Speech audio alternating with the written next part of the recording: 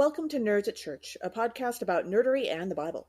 I'm Pastor Kay, and I use pronouns like she and her. And I'm Pastor Emily, and my pronouns are they, them, theirs. In this episode, we'll discuss the second Sunday of Easter, which this year falls on April 16th.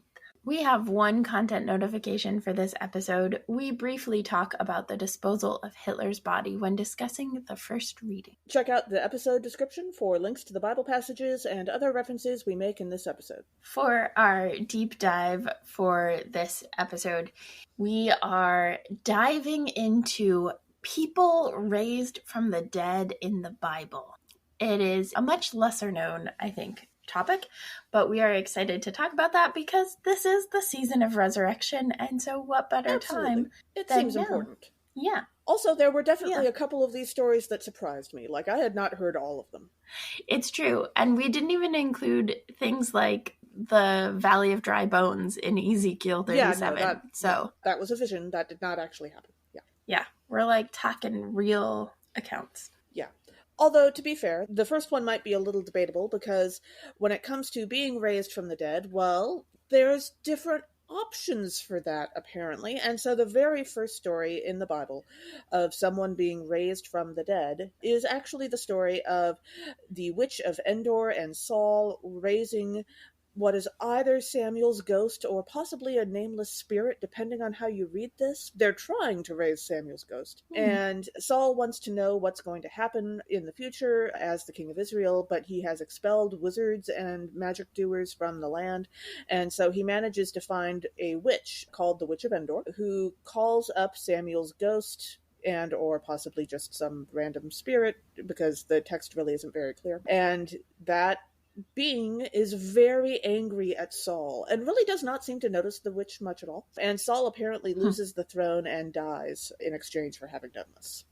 I mean, eventually, not like immediately, but, you know, it's implied pretty heavily that that outcome is because of what he did.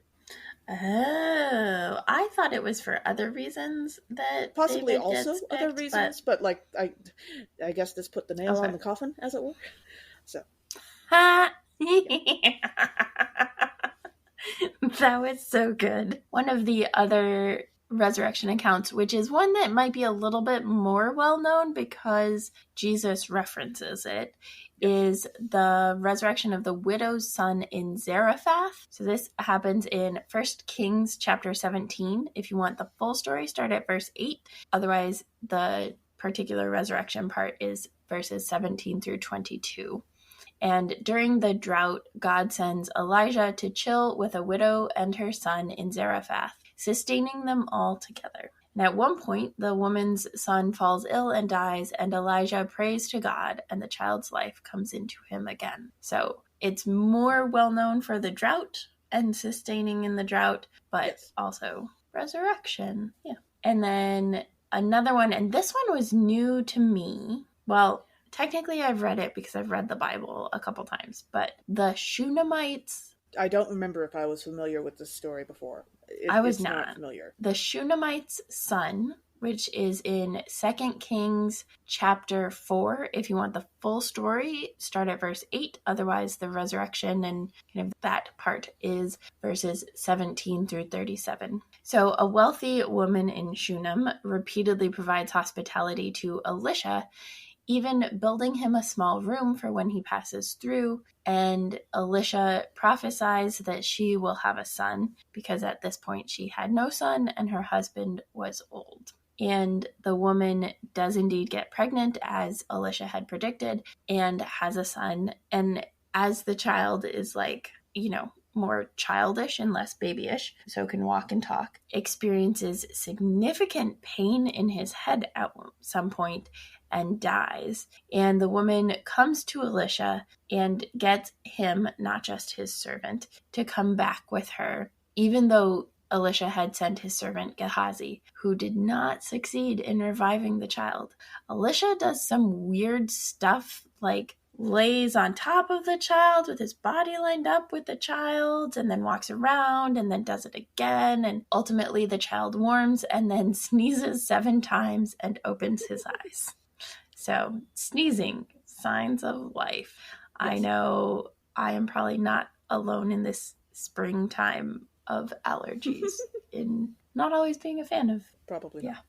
And this was definitely the only story I had just absolutely never come across or heard of before, which is the resurrection of the man thrown into Elisha's grave, which occurs in 2 Kings chapter 13, verses 14 through 19 is the setup, and then the resurrection is verses 20 through 21. Elisha has died, and his grave had been left open for some unclear reason, and a group was burying another man who had, obviously also died nearby when they saw a group of bandits coming. And so they threw the other guy's body into Elisha's grave, and presumably the guys who were doing the burying ran away. And as soon as the body touched Elisha's body, he was resurrected and stood up. And there's no real word on what happened next. Like, did the bandits notice him? Did the bandits immediately come by and, kill him again? We don't know. It's unclear. But I have absolutely no memory of ever discussing that story before. So, same. Never actually heard that one. And then we get into the Gospels and the Gospel accounts.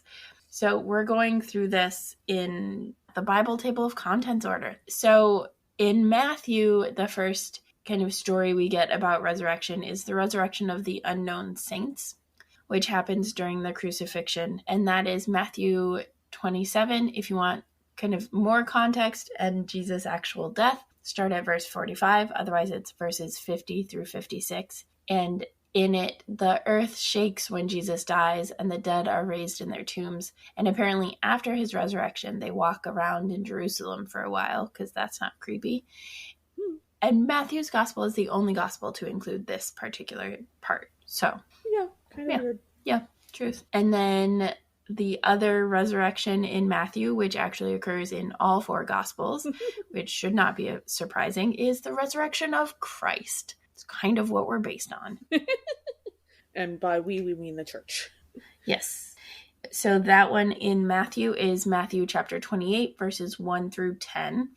We literally just heard this. So you can definitely check out our Easter episode if you want to dig more into this, or our Easter Vigil episode for the John version. But Jesus is raised from the dead and appears to women. And I hope that's not a spoiler for anyone listening to this podcast, because we are called Nerds at Church. So it's true. It's true. We are. And that summary goes for every single resurrection account in each gospel. And then in the Gospel of Mark, we have the resurrection of Jairus' daughter in chapter 5, verses 21 through 43. Jesus is interrupted by the woman with the hemorrhage while on the way to raise the daughter of a leader of the synagogue, and then he does raise her. And then in Luke, we get the account of the resurrection of the young man at Nain, and this is Jesus raising a widow's only son in front of a large crowd, which definitely scares them. This is also, on a fun story personal note, this is the text that our preaching professor would assign for our first sermon, which is really cool because it's a very clear, there's nothing that the widow at Nain does to earn her son's resurrection, and there's nothing that her son does because, he's dead. Yeah. And so our preaching professor always would assign this text for us because it was a good one to start with. And then in the Gospel of John, we have, of course, the resurrection of Lazarus, which we have heard reasonably recently. In John 11, verses 1 through 37 are the setup, and then the actual resurrection happens in verses 38 through 45. Jesus waits several days for Lazarus to die, and then goes to Bethany to raise him, and maybe regrets putting his sisters through all that afterwards, it seems like. Yeah. Awkward.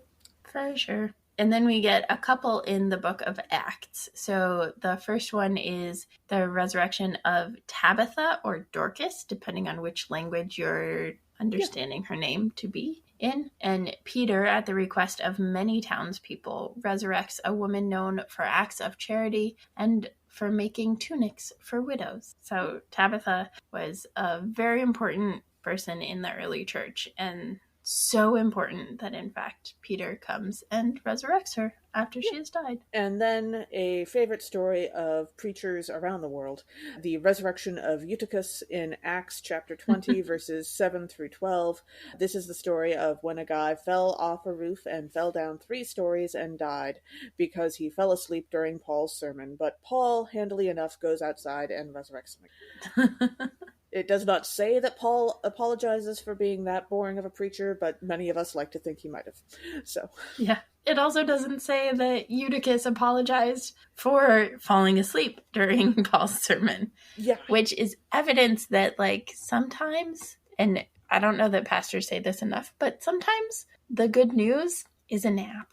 And that's okay. Absolutely. It's okay if you need sleep, especially with the way the capitalist grind works these days. If you're sitting on the edge of a roof, please don't take a nap. Don't do that. And after a friend of mine in college had an incident, also please be careful on a windowsill if it's rained recently. She fell 1.5 stories down and broke her back. She's fine now. Ooh. But yeah. Or just like windowsills in general, whatever the weather. Well, yes. Thank goodness for being in the UK and having good health coverage. Mm. And then, of course, the Bible also includes many, many, like, prophecies of future resurrections and the book of Revelation and so forth. We're not going through those. We're just telling the stories of, and these people were raised during biblical times. So that's it for the list of people who were raised in biblical times. Yeah, which is, a good collection of people. Yes, but still very finite. Yes, yeah. So part of why we wanted to do this is because it's the season of resurrection and stuff.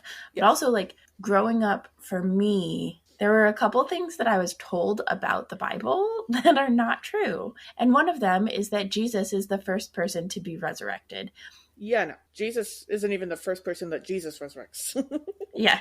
And there's a different aspect to, like, Jesus' own resurrection because it's a resurrection and then an Elijah-style ascension up into heaven. And so it's a different type of resurrection, but there are actual resurrections in the Bible. And so that was something that we wanted to talk about. Also, I will give an honorable mention to Elijah, who is not resurrected, but also does not die. Yes. So I feel like he deserves a little bit of middle space. Yeah. But the other thing is that resurrection is popular, particularly in pop culture.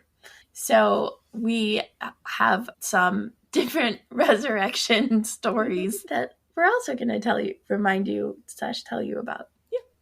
So first off, if you just want the full possible list of all the resurrections you could ever find in fiction or media, there is a resurrection trope page at TV Tropes. And when they say it's a trope page, that means that it lists all the different tropes that are associated with resurrection. It looks like a very good time. You could lose days there, but we will link to it in the episode notes. Several of them are very fun. And we are probably invoking more than a few of them in our list, but we're not actually going to name drop all of them because that would take forever.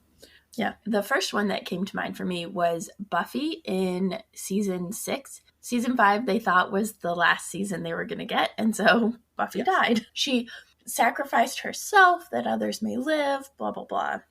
Total messianic character. And you can check out our Advent 4 from our first season for more about the amazingness that is Buffy with our first ever guest, Susanna Porter. But Buffy in season 6 then is resurrected. She's brought back to life by Willow, and they bring her back to life, but don't think about the fact that they already buried her. So she's alive and has to dig herself out of her grave. That's kind of rude. Yeah. Yeah.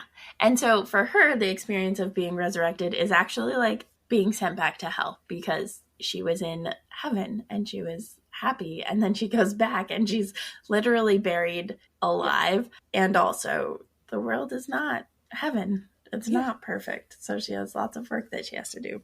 I'm also a fan of a TV show called Dead Like Me that was on TV several years ago now. And the concept is that the main character is killed within definitely the first 10 minutes of the first episode by the toilet seat of a space station that is falling apart, falls down to Earth and hits her and she dies. Because if a toilet seat falls on you from space, then you're not going to make it. And there's, as you can probably tell, this is sort of a dramatic comedy. It has comedic elements. But she becomes a Reaper, which is to say that she dies, but she is brought back as a person who helps those who die reach the afterlife. She's theoretically alive. She does have to eat and sleep and things like that. She has a body that looks noticeably different than her old body, and she can see that she's different when she looks in the mirror, and she looks different to most other people, except for other Reapers who can see her original face that she was born with. And like we see her original face for the most part, unless we're looking through someone else's eyes.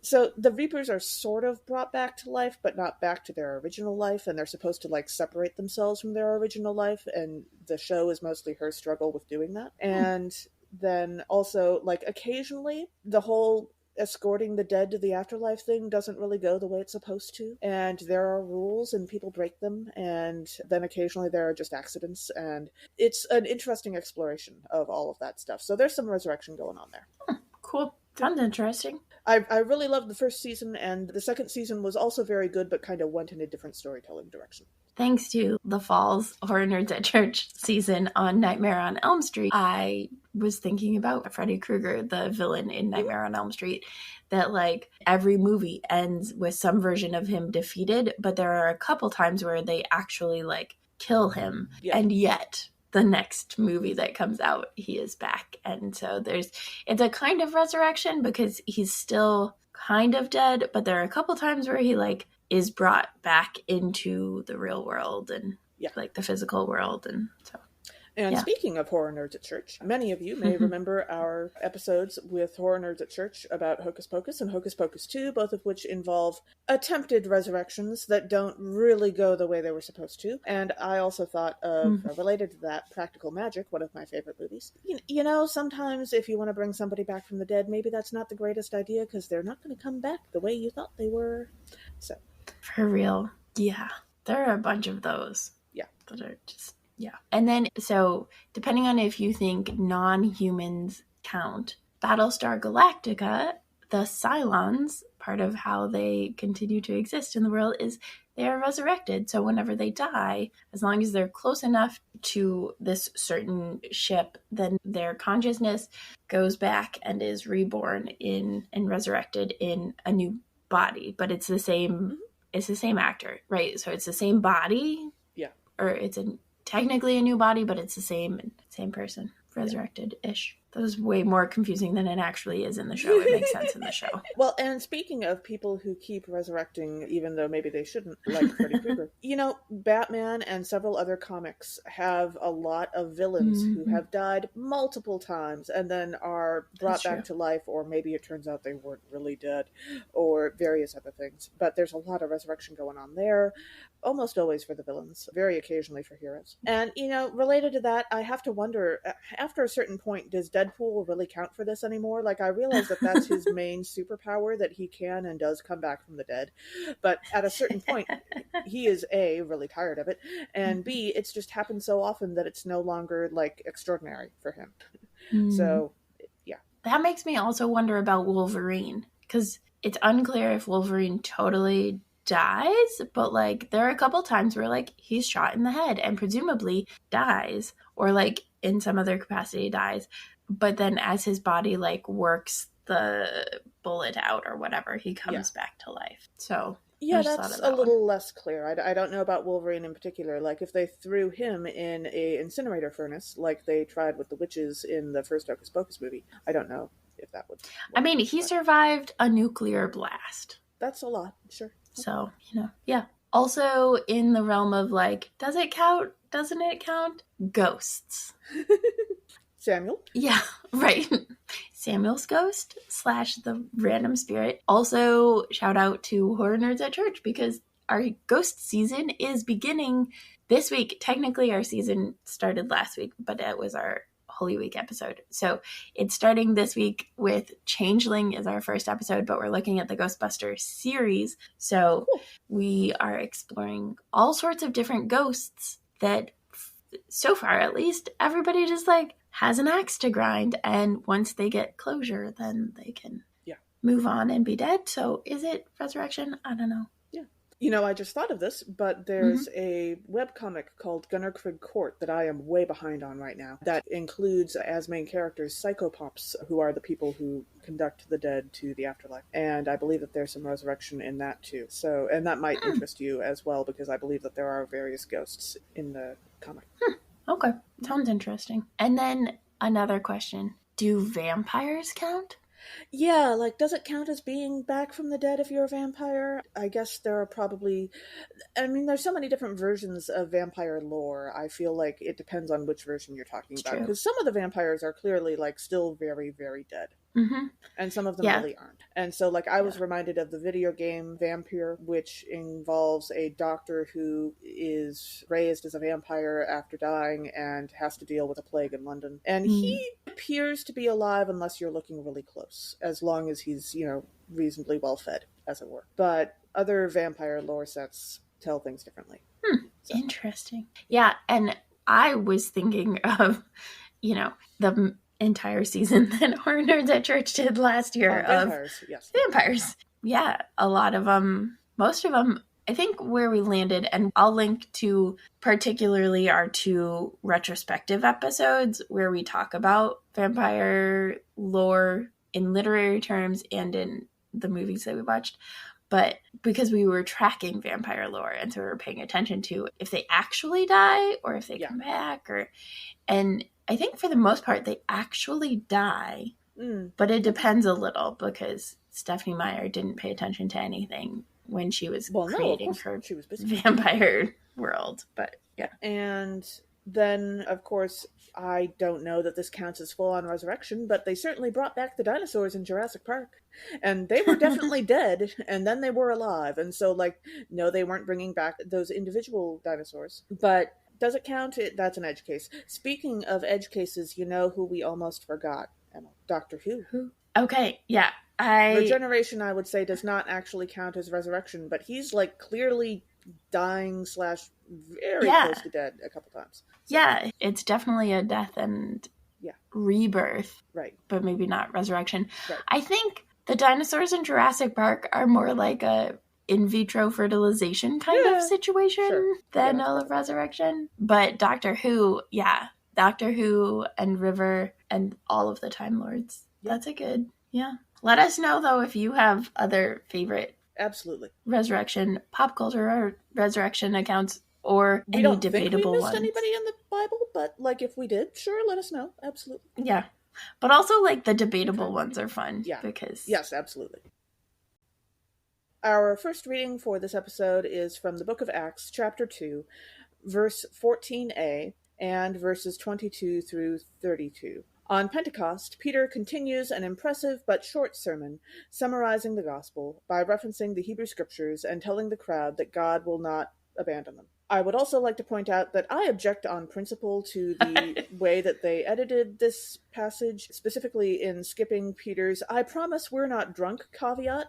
That is, one of my favorite verses in Scripture, because while I don't drink, the fact that what Peter is saying is so out there that he has to start with, "And I'm not drunk when I say this, dudes," tells you a lot. But, like, this is scene setting. It's important for you to understand that the crowd clearly thinks that they are either, going batty or totally drunk, and they just skip that, and that's rude.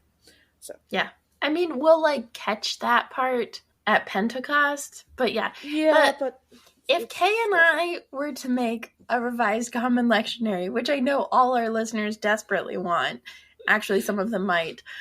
Oh no. It would be very different. Yeah, I don't think we're going to do that. Though I have talked about with friends from seminary doing a revised common lectionary on the texts of terror, basically, and just, like, intentionally tackling those. But that's a whole other... Like over a summer or something. That would be great.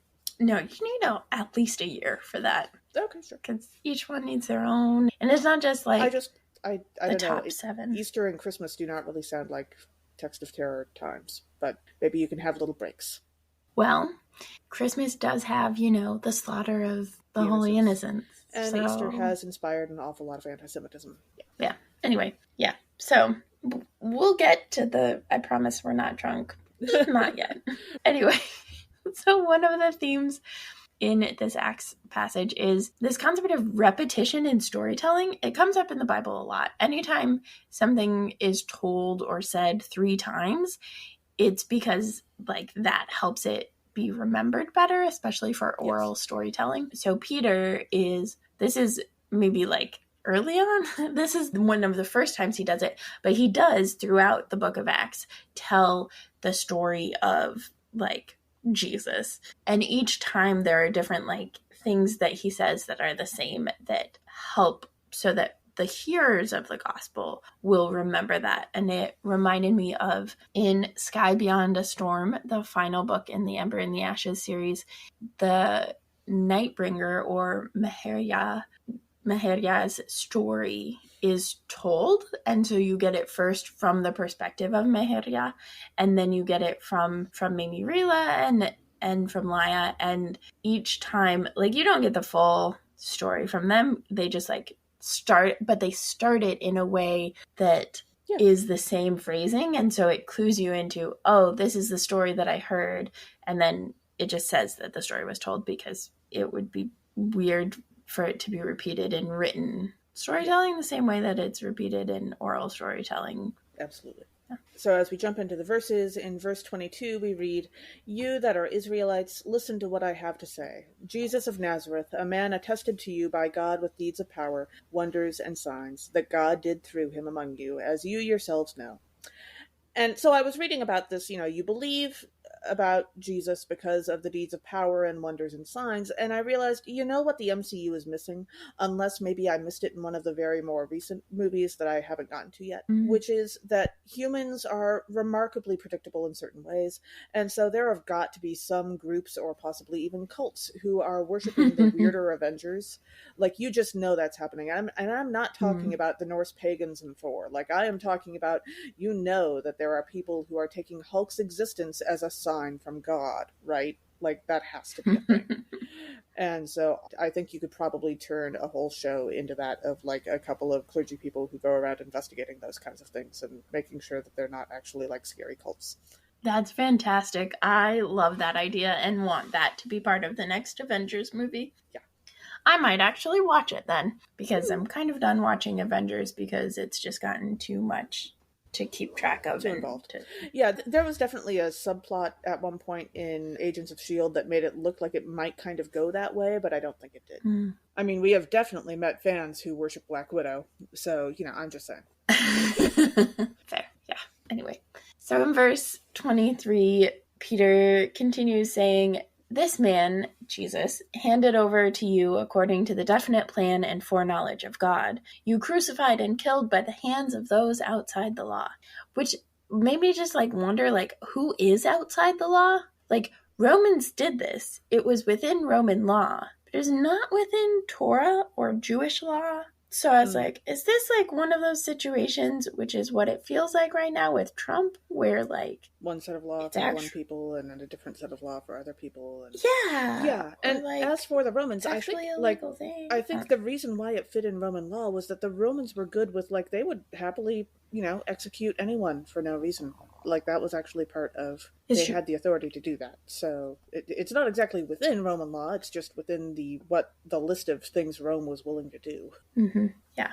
And then in verse 29, Peter continues and says, "Fellow Israelites, I may say to you confidently of our ancestor David, that he both died and was buried, and his tomb is with us to this day." And that's not surprising. I don't know if it's still with us, but there are lots of tombs that are still with us today, like Eva Peron's tomb. If you know the movie Evita, she was actually an actual person. So her tomb is in Recoleta Cemetery. I've visited it. So there are lots of tombs like that still exist. There are plenty of like, this is Jesus's tomb, is like, there's a place you can visit in Palestine and Israel. But then there are others that like never officially even were with us. So like, they buried Hitler in multiple unmarked graves and then ultimately scattered his ashes in an unknown and undisclosed location with the explicit purpose of not creating a neo-Nazi pilgrimage site. And there's an article that we'll link to that talks about like how all of that happened. And like there's one person of the 3-person team that scattered the ashes. There's one person left alive and has been offered tons and tons of money to disclose the site, and is like, nope, I'm taking this to my grave. Like, this needs to not be a site. So kudos to that person for the work and then also keeping the secret. But yeah, some tombs should not be with us. Yeah, forever. Absolutely. And then in verse 30 we read, since he was a prophet, he knew that God had sworn an oath to him that he would put one of his descendants on the throne. So the he there is King David. And King David being King David, he, handily made this pretty easy for God by having a truly astonishing number of descendants, as opposed to, say, Martin Luther, who had 4 of his 6 children live to adulthood, actually has no living direct descendants left today. He had 4 children, and a couple of them had children, and some of those grandchildren had children, but eventually those lines died out. I think there are some people who were descendants of nieces and nephews of Martin Luther who are alive today, but not direct. And then our second reading for this episode is 1 Peter chapter 1, verses 3 through 9. The author reassures us that despite the trials we face, God's love for us and Jesus' resurrection always remain true and unchanging. So one of the themes in this passage is the idea of salvation, and particularly that as it's described, right, salvation is only ever a gift. It is not something that you could earn or you could do for yourself. And it reminded me of, in the Ember and the Ashes series, the star. There's a star, and the pieces of the star are scattered, like the star shatters in this magical thing at the beginning, and, well, before the story begins. And the pieces are scattered throughout the world and become parts of jewelry and that sort of thing. And then the pieces can only be collected to remake the star if they are given willingly out of love. Otherwise, they just effervesce into dust. And so there's this it has to be a gift of love. It cannot be something that is earned. And then as we dive into the verses, we read, and into an inheritance that is imperishable, undefiled, and unfading, kept in heaven for you. So aside from the kept in heaven part, it's vibranium or Mandalorian Beskar or adamantium. Yeah. And then in verse 6 we read, in this you rejoice, even if now for a little while you have had to suffer various trials. And even if you've only been going through trials for a little while, they are still valid, and you still deserve to get help for them. This is your regularly scheduled reminder that your therapist and your doctor appreciate having folks see them with fairly normal and reasonable problems, because if every patient they had walked in with terminal cancer, walking pneumonia, and a broken leg all at the same time, they would start having breakdowns pretty quick. So your doctor and your therapist is grateful for your flu or cold or weird rash or job problems or some mild depression or just questioning about, existential crisis of the universe. They are glad to see you when you come with those problems. And if you want examples of people who desperately need a few more of those kind of patients in their lives, ask the people assisting Dr. House in the TV show House. They all need to take a break from that sometimes. Yeah. Mm-hmm. And then in verse 7 we read, so that the genuineness of your faith, being more precious than gold, that though perishable is tested by fire, may be found to result in praise and glory and honor when Jesus Christ is revealed. And I read this and I said to myself, I've read this verse several times, and this was my first time reacting to this as, wait, so gold is perishable? Explain this to me? And so I looked it up. And besides the possibility of being truly destroyed in a nuclear reaction, which would, that would truly destroy gold, apparently, which presumably, the biblical author would be unaware of that possibility. I'm just guessing. It can be also, gold can be dissolved in a process called aqua regia, which is a mix of hydrochloric and nitric acids. And you might ask yourself, why would you try this, especially back in biblical times? And presumably the answer is science. Woohoo! So, yay, but science. Apparently this was or would have been known back in biblical times. Yeah. That is good to know. I did not know. Yeah. Learning something new. Yeah. And then in verse 8 we read, although you have not seen Jesus, you love Jesus. And even though you do not see Jesus now, you believe in Jesus and rejoice with an indescribable and glorious joy. And based on the retelling of this story, I can only imagine that it is like the indescribable and glorious joy of a certain 5-year-old who watches a video of 2 people singing happy birthday to them and giggles delightedly through the entire thing. That's my guess. Yeah. Not that I know from experience, having been the one to make the video. And then our gospel reading today is from John chapter 20, verses 19 through 31. Thomas misses Jesus' first visit to the disciples after the resurrection, and later gets to experience Jesus for himself, presumably again. Yeah. Like they had met previous to this. What? No way. Thomas? It's not like he wanted to go with Jesus to Judea to die for Lazarus' death. Not at all. So one of the themes in this passage is the greeting that Jesus gives. Each time Jesus appears, he says, "Peace be with you." And so it's a much better choice of words than the words that Nazis used in every single message that they ever sent, included in World War II, because their repetition of the same 2-word phrase that we're not repeating on this because it's a bad phrase, but the repetition of that as in every single message actually led to the cracking of their code in the Imitation Game about the life and brilliance of Alan Turing. So good job. Peace be with you. It's almost like it's a good greeting and it's a good goodbye. A good sending. Okay. Anyway, in verse 19, we read, "When it was evening on that day, the first day of the week, and the doors of the house where the disciples had met were locked for fear of the Judeans, Jesus came and stood among the disciples and said, 'Peace be with you.'" So that's like, as opposed to locking the doors for fear of the Sackville Bagginses coming to get Bilbo's stuff or something, you know. Yeah, and making off with the silver spoons. Right? I knew I could count on you to remember what it was they were trying to make out. Thank you. Well, I think it's just commented at one point that Bilbo always counted his silver spoons after Labella, was that her name, left. Maybe, yeah. But then again, as I remember, I believe she's also the one who gets to beat Saruman around the head with her umbrella. So, she gets to have her moment of awesome. It's great. That's fair, yeah. And then in verse 20, we read, "After Jesus said this, he showed them his hands and his side. Then the disciples rejoiced when they saw the Lord." So to clarify this verse, they're rejoicing because they realized that it was really Jesus that they were talking to. They weren't rejoicing at seeing the scars themselves. Please just don't do that when someone shows you their scars, that no one's going to appreciate that reaction, not even Inigo Montoya. Just, that is not a great time for rejoicing. Unless you're rejoicing that the scar has healed over, which is different. And then in verse 26, we read, "A week later, his disciples," that is Jesus' disciples, "were again in the house, and Thomas was with them. Although the doors were shut, Jesus came and stood among them and said, 'Peace be with you.'" And I realize that this is supposed to infer to us that Jesus was sort of teleported in a la Star Trek. But I also really want the version of the story where he just quietly climbed in through a window for no apparent reason. That sounds like a fantastic version of the story, and I want it.